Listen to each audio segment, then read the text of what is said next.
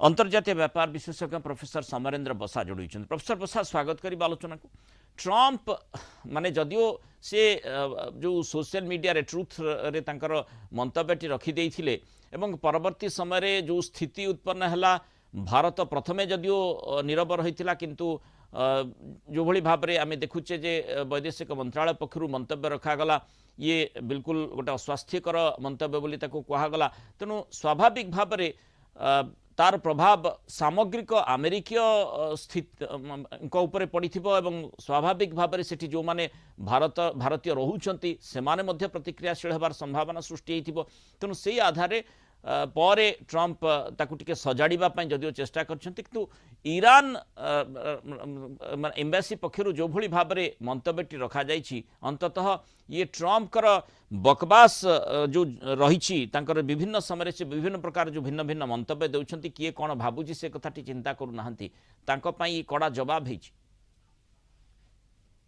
देखो Donald Trump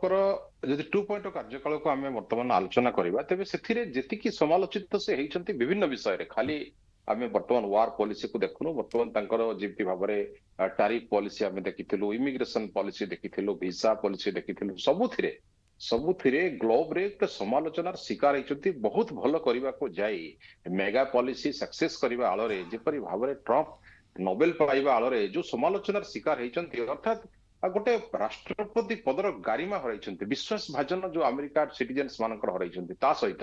बर्तमान सबुठ बड़ कथा हूँ अमेरिका प्रशासन भितर सिनेटर्स मान कथा छाड़ू बर्तमान जेपरी भाव में जो सेनाबाहिनी नौबाहिनी जो अच्छा समस्त भर पाखापाखि 300 जन अर्थात उच्च पदाधिकारी सहित जो चीफ समस्ते बर्तमान इस्तीफा देले एवं यह गोटे अमेरिका रिपोर्ट रे प्रकाश करने कथा गोटे क्षोभर विषय जे बर्तमान जदि 300 जन पदवी इस्तीफा देइछंती किछि को बहिष्कार करा जायछि अर्थात आगामी दिन में यही प्रशासन को सेमाने कहवा कथा जे आमे शपथ नैथिलु केवल अमेरिकार हित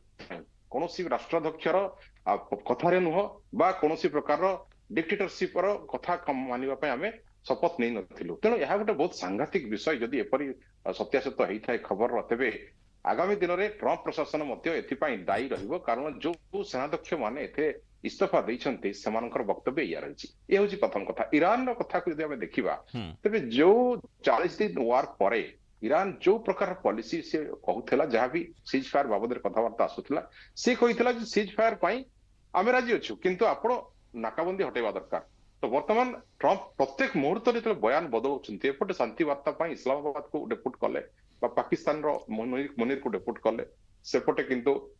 तैनाती कले नाकाबंदी कले अटैक कर बारंबार सब युद्ध सजाई रखिले तेणु यही समय भितर आचरण आ उच्चारण दुईटी संपूर्ण अलग रहा द्वारा सी तो डिफेम होती किंतु बर्तमान ग्लोब जो छोट छोट कंट्री माने मिलित जातिसंघ गोटे बहुत बड़ चिंतार विषय प्रकट करिछि जो कि पाखापाखि 32 मिलियन पीपुल से कहते भोकर रही खाइबा पाऊना जातिसंघ जहाँ कहवा कथा एवं अनेक देश या द्वारा कौन हो आगामी दिन में गोटे प्रगतिशील राष्ट्र हबार जो स्वप्न देखुले से बाधा सृष्टि युद्ध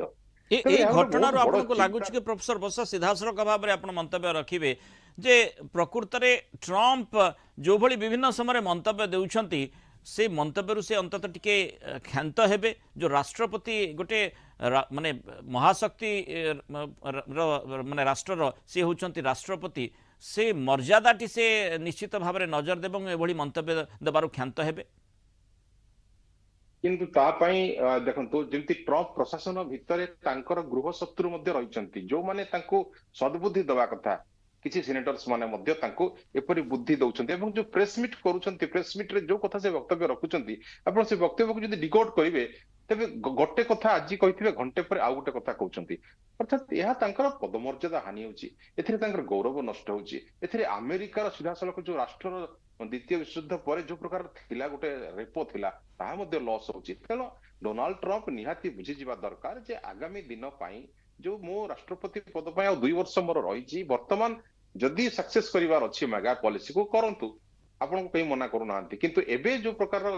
सिस्टम बा जो प्रकार बयान बाजी रोची या द्वारा वार पॉलिसी तो भड़कुची ता सहित समस्त देश एथिरे तलितलांत होबाको बसिलेनी आपण देखंतु अर्थनीति विश्वर वर्तमान केते वर्तमान 0.5% जदि हम कहबा वर्तमान आपनकर जीडीपी वर्ल्ड रो जीडीपी जाकी मिलित जातिसंघ चिंतार विषय करछि 0.5% स्लैश हेछि एटा गोटे बहुत बड़ कथा ଏବଂ ଏହା ଦ୍ୱାରା ଆଗାମୀ ଦିନରେ ଏ ଦେଶ ମାନେ ଗୋଟେ ପ୍ରକାରର ଯୋଉ ଉନ୍ନତି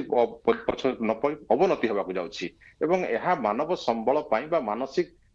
ଯୋଉ ବିକାଶ ପାଇଁ ଯୋଉ ଚିନ୍ତା କରୁଥାନ୍ତି ସମସ୍ତ ଦେଶ ଏ ଯୁଦ୍ଧ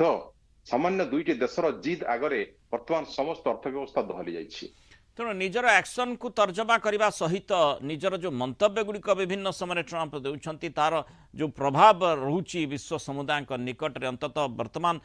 ଟିକେ ସେ ବାବଦରେ ଚିନ୍ତା କରିବାର ଆବଶ୍ୟକତା ରହିଛି, ସେଥିରୁ କ୍ଷାନ୍ତ ରହିବାର ନିଶ୍ଚିତ ଭାବରେ ଆବଶ୍ୟକତା ରହିଛି। ବହୁତ ବହୁତ ଧନ୍ୟବାଦ ପ୍ରଫେସର ବସା ଆଲୋଚନା ରହିଥିବାରୁ ମତାମତ ରଖିଥିବାରୁ। ଆପଣ ଦେଖୁଛନ୍ତି ନ୍ୟୁଜ୍